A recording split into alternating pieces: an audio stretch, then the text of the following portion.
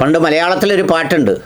ആ പാട്ടിൻ്റെ വരികൾ ഇങ്ങനെയാണ്: ചിരിക്കുമ്പോൾ കൂടെ ചിരിക്കാൻ 1000 പേർ വരും, കരയുമ്പോൾ കൂടെ കരയാൻ നിന്നിഴൽ മാത്രം വരും,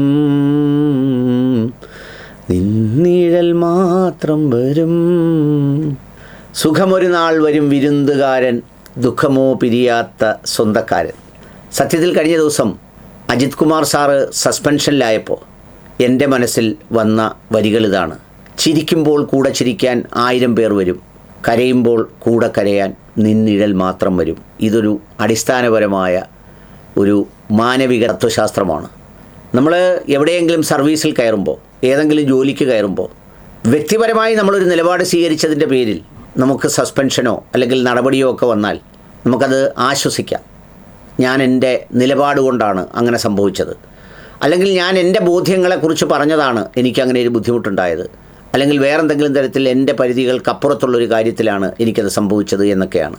പക്ഷെ പലപ്പോഴും ഈ സർക്കാരുകൾ വരുമ്പോൾ, സംവിധാനം വരുമ്പോൾ ചുറ്റുപാടുകളെയെല്ലാം മറന്ന്, പിന്നെ മനുഷ്യരും നിയമവും നീതിയും ഒന്നും നോക്കാതെ എന്ത് പ്രവർത്തിച്ചാലാണോ എന്ത് ചെയ്താലാണോ ഈ ഭരിക്കുന്നവരുടെ ഗുഡ് ബുക്കിൽ വരാൻ കഴിയുന്നത് അതിൻ്റെ എല്ലാ സീമകളും ലംഘിച്ച് എല്ലാത്തിലും ഇടപെട്ട് എല്ലാം നേടി മുന്നോട്ട് പോകുമ്പോൾ നമുക്കിഷ്ടമല്ലാത്തവരെ എല്ലാം വെട്ടിനിരത്തി ഒരു വഴിക്കാക്കി, മറ്റ് വേറെ പലതും മറ്റൊരു തരത്തിൽ അങ്ങനെ ഒരു വഴിക്കാക്കി ഒക്കെ പോകുമ്പോൾ സംഭവിക്കുന്ന ഒരു സംഗതിയാണ് ഇപ്പോൾ അജിത് കുമാർ സാറിൻ്റെ കേസിലും സംഭവിച്ചിട്ടുള്ളത്. വളരെ മിടുക്കനായ പോലീസ് ഓഫീസറായിരുന്നു അജിത് കുമാർ സാറ്. പിന്നെ ഈ പറഞ്ഞതുപോലെ ഗവൺമെൻറ്റുകൾ മാറി വരുമ്പോൾ നമ്മളെക്കൊണ്ട് പലതുമൊക്കെ ചെയ്യിക്കുകയും ചെയ്യാൻ ശ്രമിക്കുകയും ഒക്കെ ചെയ്യുമ്പോഴും അതിനെല്ലാം അതിൻ്റേതായ ഒരു പരിധിയും അതിൻ്റേതായ ഒരു പരിമിതിക്കുള്ളിൽ നിന്ന് ചെയ്യേണ്ടതിന് പകരം അതെല്ലാം വിട്ട് മുന്നോട്ട് സഞ്ചരിക്കുമ്പോഴാണ് ഇത്തരം സംഗതികൾ ഉണ്ടാവുന്നത്. ഒരു കാലത്ത് അദ്ദേഹത്തിൻ്റെ കൈകൾ കൊണ്ട് മാറ്റി നിർത്തപ്പെട്ടവരെല്ലാം ഇപ്പോൾ പൂർണ്ണ അധികാരത്തോടെ മടങ്ങി ആ സ്ഥാനങ്ങളിലേക്ക് തിരിച്ചെത്തിയിരിക്കുന്നു. അദ്ദേഹം സസ്പെൻഷനിലുമായിരിക്കുന്നു. ഒന്നിനു പുറകെ ഒന്നായി നിരവധി വിവാദങ്ങൾ അദ്ദേഹത്തിൻ്റെ പിന്നാലെ ഉണ്ടായിരുന്നു. പൂരം കലക്കൽ, അതുമായി ബന്ധപ്പെട്ട പ്രശ്നം, അന്ന് ആരെയൊക്കെയോ സന്ദർശിച്ചു എന്ന് പറഞ്ഞ് അതതിൻ്റെ ഒരു വിചാരണ, അതിൻ്റെ ചില സംഗതികൾ. ഇതാദ്യം ആരംഭിക്കുന്നത് PV അൻവർ MLAയിൽ നിന്നാണ് എന്ന് മാത്രമല്ല, യഥാർത്ഥത്തിൽ ഈ UDFൻ്റെ വിജയത്തിലേക്കുള്ള ഒരു ക്യാമ്പയിൻ്റെ ഒരു സ്പോണ്ടേനിയസ് ഔട്ട്ബേസ്റ്റ് ഉണ്ടായത് PV അൻവറിൽ നിന്നാണ്. ആ സമയത്ത് ടാർഗറ്റിൽ വന്ന ഒരാളാണ് അജിത് കുമാർ. പക്ഷേ അദ്ദേഹം LDF ഭരണകാലത്ത് സംരക്ഷിക്കപ്പെട്ടു. അതിനുശേഷമാണ് കേരള യാത്രയിലെ രക്ഷാപ്രവർത്തനം നടന്നത്. ആ രക്ഷാപ്രവർത്തനമൊക്കെ ഈ സ്വാഭാവികമായി എന്തിനാണ് നമുക്കില്ലാത്തൊരധികാരം നമ്മൾ വേണ്ടാത്തൊരിടത്ത് പോയി പ്രകടിപ്പിച്ച് വല്ല ഗുണമുണ്ടോ? അതുകൊണ്ട് എന്തെങ്കിലും ഗുണമുണ്ടോ? ഒരു ചുക്കുമില്ല.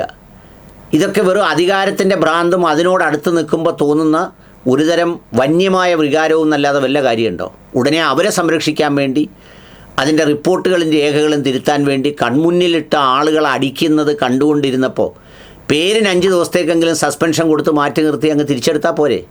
അതുപോലും ചെയ്യാതെ സംരക്ഷിച്ചേ മതിയാവൂ എന്ന്, അല്ലെങ്കിൽ സംരക്ഷിക്ക് എന്ന് ഏമാൻ പറഞ്ഞില്ലെങ്കിലും ഏമാൻ്റെ ഉള്ളിലിരിപ്പതാണെന്ന് മനസ്സിലാക്കി അതിനുവേണ്ടി പടപ്പുറപ്പാട് നടത്തി ചെയ്തു കൂട്ടിയിട്ട് അവസാനമാകുമ്പം ആരുണ്ടാവും? ആര് കേൾക്കാനുണ്ടാവും സാർ? ഇന്നലകളിൽ വിളിച്ചവരോ, ഇന്നലകളിൽ സല്യൂട്ടടിച്ചവരോ, ഇന്നലകളിൽ ഉപയോഗിച്ചവരോ വല്ലോ ആ വഴിക്ക് വരുമോ? ഭാര്യ മക്കളുണ്ടാവും, കുടുംബം ഉണ്ടാവും, ഏറ്റവും ഉറ്റ ചങ്ങായിമാരാരെങ്കിലുമൊക്കെ ഉണ്ടാവും. അതിനപ്പുറത്തൊന്നും ഉണ്ടാവില്ല. ഇപ്പോൾ അജിത് കുമാർ സാറിനോട് പറഞ്ഞിട്ട് കാര്യമില്ല. പക്ഷേ ഇപ്പോഴേ പറഞ്ഞാൽ കേൾക്കുള്ളൂ. ഇതിപ്പോൾ കേൾക്കേണ്ടത്, ഇപ്പോൾ ലൈം ലൈറ്റിൽ നിന്ന് കാര്യങ്ങൾ ഞങ്ങൾ ചെയ്യാം എന്ന് പറഞ്ഞ് ഊർജ്ജസ്വലമായി നിൽക്കുന്ന ആളുകളാണ് ഈ പറഞ്ഞ കാര്യം കേൾക്കേണ്ടത്. ഏതായാലും അദ്ദേഹം സസ്പെൻഷനിലായി.